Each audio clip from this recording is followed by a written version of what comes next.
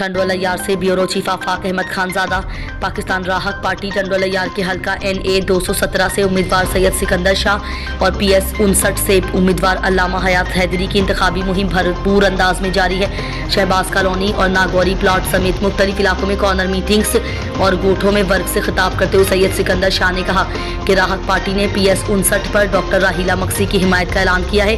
अवाम PS 58 पर तारा निशान जबकि NA 217 और PS 59 पर स्त्री निशान को वोट दें। राहत पार्टी का यूथ कन्वेंशन व इंतखाबी जलसा मंगल 30 जनवरी को चंबल रोड पर वाक़े नवाब पैलेस में होगा।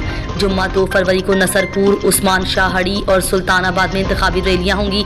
पीर 5 फरवरी को यकजहती कश्मीर रैली होगी। अवाम उन तमाम प्रोग्रामात में भरपूर शिरकत फरमाई। इंशाअल्लाह 8 फरवरी को पीपल्स पार्टी का सूरज जिला में ग्रुप हो जाएगा। मेरी इस बात को आगे पहुंचाना है कि जो लोग हमारे महरूम हैं, बच्चे काबिल तो हैं, फीसों की वजह से पढ़ नहीं पा रहे हैं, मेरे उन बच्चों की तालीम का इंतजाम भी होना चाहिए नहीं होना चाहिए।